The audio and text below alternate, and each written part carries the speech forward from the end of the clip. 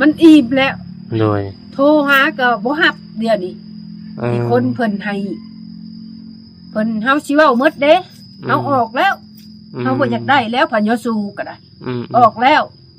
โทรหาก็บ่รับเดี๋ยวนี้เมื่อจะโทรเลยแบบแม่นเลยบ่รับสายเลยบ่รับสายออกแล้วเฮาก็สิบ่ไปดินก็บ่เอาแล้วบ่มีแต่ขอแต่ตูบสิขอสละเลยนะเนาะสละสิทธิ์เลยสละสิทธิ์แล้วบ่มีของเกี่ยวกันขอแต่เอาตูบมาพอได้ปลุกอาศัยมีแต่เตียงเมซอนซอย2ตูบนะเตียง2เตียงอยู่หั่นเครื่องเฮาก็เต็มอยู่หั่นสิไปเอาคนเข้าเฮ็ดหยังเอาบัดมันมีเรื่องมาปฏิเสธสิเอากฎหมายนี่มาใส่เฮานี่บ่ได้ตอนมาคือบ่มีกฎหมายบัดสิเอากฎหมายนี่มาใส่ว่าเอากฎหมายมาโอ้บ่มีดอก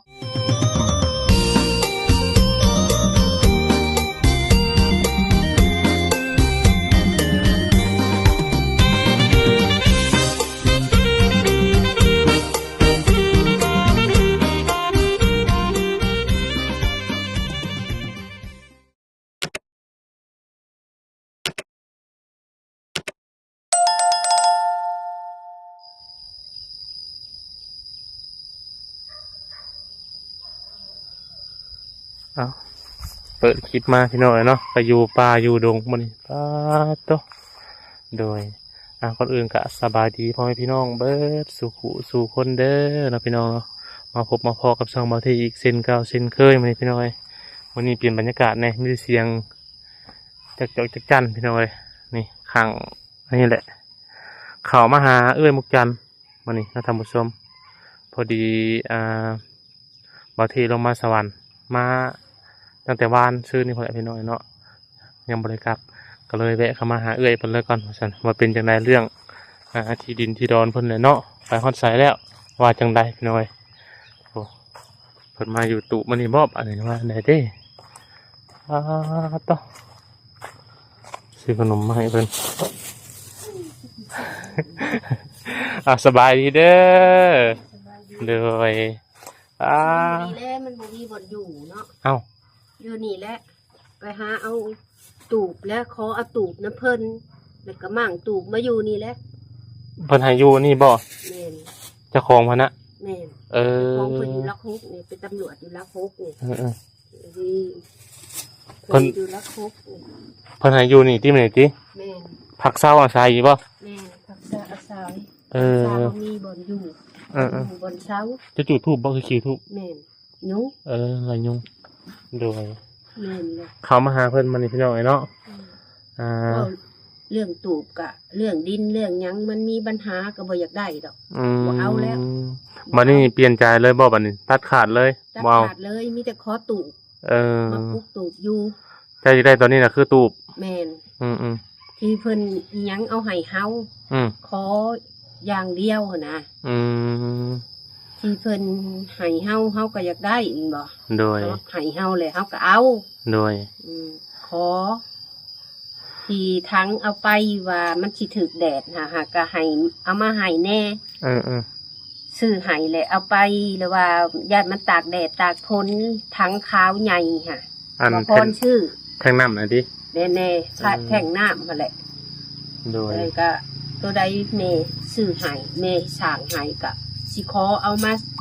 เฮ็ดตูบอยู่สร้างมือไปนี่แหละวันไปนี่แหละโดยแม่นที่บ่อยากได้เลยมันมีปัญหาแล้วบ่อยากได้บาดบ่อยากเว้าหลายมันเพิ่นว่าเพิ่นสิเอาตำรวจไปเว้าสั่งไปเว้าก็บ่ย่านดอกเฮาบ่ได้เป็นโทษเฮาบ่มีหนี้มีโทษหยังแม่นี่บ่ชาวตำรวจไปนะหลานแล้วสิเอาตำรวจไปสมทบโอ้สิเอาไปอีสังเฮาบ่มีโทษมีหนี้สิเอาไปอีสังเฮาขอแต่ตูบซื่อให้เฮาขอแต่ตูบเอามาสร้างเอามาตูบก็น่าสิถามตูบนี่เป็นตูบแม่อันผู้นี้บ่เราเฮ็ดให้หรือว่าผู้ใหญ่เพิ่นเฮ็ดคนอื่นเฮ็ดให้แม่บ่ซื้อดินให้นี่เนาะแม่ซื้อดินนี่แหละดินเราบ่อยากได้แล้วสิขอว่าง่ายสิขอแต่ตูบนั่นแหละนี่สิขอแต่ตูบ เขาจะตูมามงมาอันนี้แหละมาเฮ็ดอาศัยอยู่เนาะแม่นขอแต่ตูบโดยอีสังและที่เพิ่นชื่อให้เลยแล้วบัดนี้เพิ่นสิให้บ่บัดนี้เพิ่นว่าเพิ่นยังบ่ฮู้มีแต่เว้านำเพิ่นที่คนที่เพิ่นติดต่อได้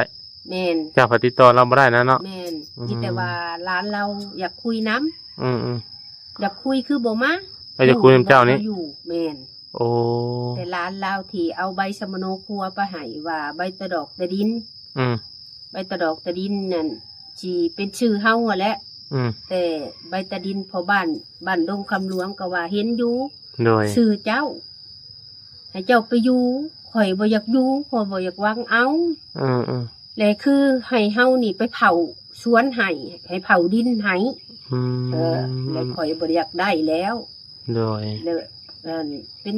พ่อบ้านก็เว้าอยู่ว่าให้เจ้าไปสร้างไปซาบ่มีชื่อเฮาแล้วใบชื่อขายก็บ่แม่นของเฮาแล้วบ่อยากได้แล้วเห็นอยู่พ่อบ้านว่ามันบ่ชัดเจนบ่แม่นมันบ่แม่นชื่อเฮาเดี๋ยวมันอันน่ะหลายมันยากแล้วบ่เอาซะบาดนี้บ่เอาแล้วก็เลยสละไปเลยบาดนี้แม่นบ่เอาแล้วก็บ่เอาแล้วโดยสละบ่เตียงว่ามื้อแรกนี่แหละเราสิมาแล้วมาอยู่มื้อคืนนี่แต่แล้วมาแต่มุกแล้วไปหับเอาแล้วมื้อคืนนี่แล้วว่ามื้อใหม่ซะแล้วเข้ามานี่เลยบ่แม่บ่อยู่นอกจะออกไปหาเราแม่นเพิ่นวันนี้สิต้องให้เตียงเพิ่นแล้วว่าพังเบิ่งก่อนมื้อนี้แหละประมาณ 3:00 นเพิ่นสิเข้ามาเราส่งเสียงมาอยู่แล้วส่งเสียงมาอยู่ในนี่แหละโดยนี่ลาวก็ได้ดีๆเราส่งเสียงมานี่เราส่งเสียงมาโดยแล้วเจ้าก็ปรึกษามาแล้วแหละแม่นเราส่งใหญ่อ้ายเอ้ยว่าตอนเลือดร้อนนั่นเพิ่งพาอาศัยนี่แล้วว่าอ้ายเอ้ยว่านะบ่าวเอ้ยเลือดร้อนให้เฮาซอยได้มาจากสิเว้าสุพังแต่ว่านี่อยากซอยให้ซอยแนวใดคนเลือดร้อนตอนนี้มันร้อนอยากเพิ่งเย็นเฮาก็ละวันนี้แหละมันแบบบ่จักหม่องปรึกษานะเนาะพระเจ้าก็เนาะมีปรึกษาเลยบ่มีผู้ใดปรึกษาเลยนะก็เลยเพิ่งพาทางผู้เพิ่นช่องใหญ่บางทีเพิ่นมีทางออกทางหยังนะแล้วว่ามามื้อคืนนี่แล้วว่ามันค่ำแล้วสิเมื่อเฮือนก็เพิ่นสิมาถ่ายมันก็บ่มืดแล้วแล้วอ่ะมืดตื่นตาแล้วมื้อใหม่ก่อนเด้อแล้วก็ว่าแนี่แหละแล้วว่าแล้วโอเคอ้ายเอ้ยว่าโดยมีแต่อยากอาศัยเจ้าแหละมาเพิ่งพาอาศัยที่คนเพิ่งที่คนคอมเมนต์มาก็ว่าโอ้ยบ่เท่เอ้ยออกโลดห่างโลดว่ะห่างออกโลดคนฮู้จักมื้อทั่วโลกแล้วคนผู้นี้หาว่าจักสิเว้าเฮ็ดหยัง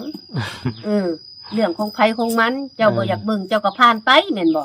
เจ้าสิมาเว้าหยังเว้าของคนโดยก็หลายคนจะเบิ่งอยู่ที่คอมเมนต์ติแม่นเบิ่งคอมเมนต์ผู้ใดก็เว้าอยู่แต่ละคลิปบ่อยากผ่านก็บ่อยากเบิ่งก็ผ่านบ่อยากงั้นก็ผ่านไปเลยซะอย่ามาเว้าเฮ็ดหยังเรื่องของไผของมันโดยจักสิเว้าเฮ็ดหยังผ่านเจ้าก็น้อยใจบ่เพิ่นเว้านี่ก็บ่ได้น้อยใจก็บ่ได้คิดหยังบ่บ่ได้คิดหยังมีแต่คิดว่ากูคิดหลายนี่มื้อใดเลยกูสิ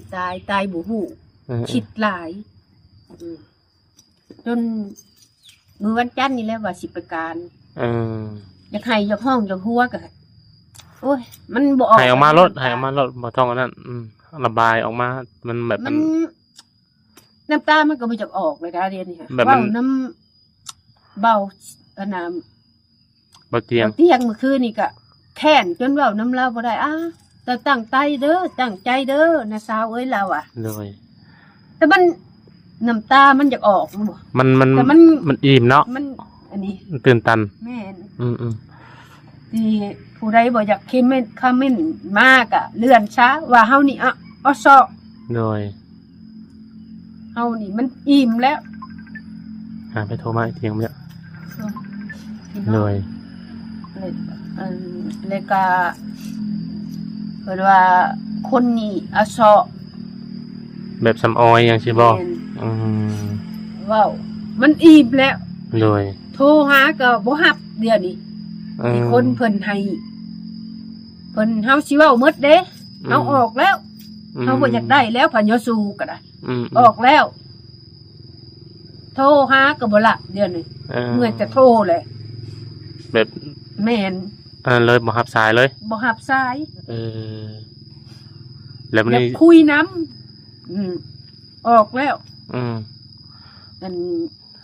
ค่าตะเตียนนี่เว้าบ่เป็นบ่เคย อืม ออกแล้วเฮาก็สิบ่ไปดินก็บ่เอาแล้วบ่มีแต่ขอแต่ตูบ จะขอสละเลยนะเนาะ แม่น สละสิทธิ์เลย สละสิทธิ์แล้วบ่มีของ เกี่ยวกัน ขอแต่เอาตูบมาพอได้ปลุกอาศัย มีแต่เตียงเมซอนซอย2ตูบนะเตียง2เตียงอยู่หั่นเครื่องเฮาก็เต็มว่าน่ะสิไปเอาคนเข้าเฮ็ดหยัง โดยมีในของเจ้านะมีอย่างในตัวที่ว่าผู้ใหญ่ทางอื่นเพิ่นช่วย ห มา ลายอยู่หั่น หลายเนาะ เครื่องแต่ผู้ใหญ่บ่ซอยก็มี มีอยู่หั่นน่ะมันมี2ตูบมันแหละอยู่ใน2ตูบมันแหละ เจ้าก็สามารถนำมาได้เพราะว่ามันเป็นของเจ้าเด้ แม่น แล้วกับอีกอย่างมันเป็นของผู้ใหญ่ผู้อื่นซื้อให้บ่แม่นว่า แม่น แม่นี่เราซื้อให้ แม่น คันแม่ผู้นี้เราเฮ็ดให้ก็มีแต่ตู้แม่นบ่ ตูบ ตู้หันเจ้าก็ขอนำแล้ว มีทั้งน้ำทั้งน้ำเฮามีสิทธิ์เอาแหละแต่ตูบนี่เขาบ่อยากให้ เพิ่นว่าบ่ ตูบแม่น โอ้เพิ่นว่าแบบนั้นนี่เลย แต่สิเอาตำรวจมาเอามาโลดก็บอกอยู่เอามาโลด บ่เฮาอันบ่มีสิทธิ์ดอกคอมเมนต์อันน่ะส่งเสียงมาพอบ่มีสิทธิ์เอาบัดมันมีเรื่องมาปฏิเสธสิเอากฎหมายนี่มาใส่เฮานี่บ่ได้ตอนมาคือบ่มีกฎหมายบัดสิเอากฎหมายนี่มาใส่ว่า เอากฎหมายมา โอ้บ่มีดอก โดย คนเฮ็ดเทือนให้คนซอยคนถูกข์มาเอานี่สิมาสตูบ่แม่นมาสร้างให้ว่ามาซอยเหลือซอยคนทุกข์อันนี้มาอันน่ะบังคับมาเฮ็ดศัตรูกันปะก็ง่ายๆซะข่อยก็บ่จักแนวสิเว้าข่อยบ่อยากเว้าเลยบ่เต้ข่อยแค่อิ่มหมดแหละ มันนี่แหละมันติดต่อหากันบ่ได้เนาะคือกำลาผัดมันผัดบ่เข้าใจกันบัดจักแนวใดดิลาผัดบอกเจ้าบ่ แล้วบอกแต่ร้านแล้วก็บอกแต่ข่อยเห็นเฮือนข่อยบ่อยากไปแต่เขาเป็นหยังจะบ่มาหาข่อย เพื่อนเราอยู่ในสวรรค์นี้ ในสวรรค์นี่แหละ เจ้าเมื่อกี้ไซ โอ้เจ้าไปหาแล้วลองเบิ่งให้บางทีอันเว้าให้มันชัดแจ้งถามชัดแจ้งว่าแนวใดอันข่อยสิออกเด้อแนวนี้คันว่าเจ้าบ่อยากให้ก็ข่อยจะขอเอานั่นนี่มานี่แหละพอได้ไปตั้งรักตั้งหยังใหม่ว่าสินะบ่นเพิ่นแต่ข่อยก็บ่อยากไปเขายังบ่อยากมาหาข่อยก็บ่อยากไปข่อยก็บ่มีเงินซื้อน้ำมันมีเงินติดโตนี่ก็35,000นี่เงินเพิ่นอีหยังให้ก็เฮาซื้อกินเนาะผัวจะได้สบายได้แล้วก็ผัวก็ว่าจากมื้อเอาไว้ยกย้ายว่าก็บ่จักแนวสิเว้ามันก็ตันคือกันนำบ่อยากเข้าฮอดกล้องซ้ำบ่อยากเว้าซ้ำมีแต่ปล่อยเฮามีแต่บ่อยากไปแล้วเพิ่นก็ได้ก็อยากเมื่อบ้านแล้วเงินออกมื้ออื่นนี่มื้อแรงนี่แหละเงินออกหมอก็อยากเมื่อบ้านเมื่อปลูกมันเจ้าก็สิเมื่อนำลาบ่เพิ่นว่าปล่อยอยู่นี้ปล่อยบ่อยากเมื่อสารวัตรบ่ติเงินเด้เมื่อก็เมื่อถ้าเมื่อหั่น160,000อันน่ะ160,000มาหั่น107,000สารวัตรบ่บ้านเรานะตะปือสารวัตรเลยว่าเมื่อวานนี่ไปถามเขาถามบ้านเฮาอันสิไปเฮ็ดสำโนครัวสิเฮ็ดสำโนครัวแล้วมีผู้ลึงแล้ว500,000อันแยกแต่ออกแต่หลานลูกนะบ่าวเฮาออกหัน500,000เดี๋ยวนี้ก็เจ้าอยากได้เงินไปซื้ออันเอกสารเอาว่าถ้าผัวนี่แล้วว่าโดยเงินผัวออกมื้ออื่นว่าเสียไปให้เจ้าเดี๋ยวนี้ยังบ่มีสมณครัวแม่นบ่มีแล้วมีแต่ผัวบ่มีมีแต่ผัวบ่มีแต่ให้ผัวหันไปเอาใบยกย้ายมาโดย แล้วเพิ่นก็ว่าสิเมื่อเอาเลยสิเมื่อปลูกมันเลยนะแล้วก็เขาถาเอาไปเสื่อนใบอันนั้นแหละเดี๋ยวนี้ค่ะเพิ่นถาอยู่แต่บ่มีเงินไปให้เพิ่นโดยเพราะบ่มีเวียกกับผักลาผักสิรอตัวนี้แลรอว่าสิถามว่ามื้อใดสิว่าสิไปเฮ็ดไปสร้างนะก็บ่ตอบบ่ตอบว่าเฮามีแต่ขอตูบขออีสังหั่นนะขอตูบว่าสิมาเฮ็ดตูบพอได้นอนพอได้พักอาศัยเนาะแม่นคือแบบนี้นี่ก็เพิ่นให้อยู่ละล่าแม่นบ่แม่นเพิ่นสิให้อยู่ละล่าเพิ่นสิให้เพิ่นสิทางน้ำเพิ่นสิเจาะบาดาลให้ปลูกกล้วยน้ำเพิ่นอันนี้เพิ่นมาปลูกกล้วยปลูกข่าน้ำเพิ่นเพิ่นว่าข่อยก็บ่มีคนอยู่ในนี่แหละข่อยสิมาทางน้ำให้เราอ่ะอันนี้เป็นของตำรวจบ่นี่ของตำรวจละหกก็ถือว่าเพิ่นก็ดีเนาะเพิ่นให้อยู่แต่คนสักซอยหลายอยู่แต่มันเราก็บ่มีเวลานะเราก็บ่มีเวลาเราว่าเราอยากไปแก่ให้อยู่โดยเรามีรถแต่เราบ่มีเวลาเราอยู่ชายแดนพุ่นเวียกเป็นหลายเนาะแม่นการเป็นหลายเราว่าก็อยากไปแก่เอามาให้อยู่เราอ่ะอยากไปแก่ให้บัดนี้ขอร้องน้ำเบาเตียงท้องว่าเบาเตียงเอ้ยซอยแหน่คนพวมเลือดร้อนคนเลือดร้อนเลยมันจะทางไปแมนมันเว้าบ่อยากถึกเนี่ยนะบ่เท่เดียวนี่ค่ะมันเหมือนมัวไปเลยเนาะบ่อยากเว้าเพราะเว้าร้ายหมู่ผัดว่าเฮานี่เว้าร้ายข่อยมันแค้นดีไหมจิแม่นข่อยมันแค้นจนข่อยบ่กินข้าวกินอยู่น้ำมันอยากท้องนี่อยากแต่ปากนี่มันบ่อยากมันกินบ่อื่นบ่ลงเดี๋ยวนี้มันคิดลายจักสิคิดน้ำลูกจักสิคิดน้ำดินจักสิคิดน้ำตูบคิดน้ำว่าสิเอาเครื่องเข้ามานี่นะ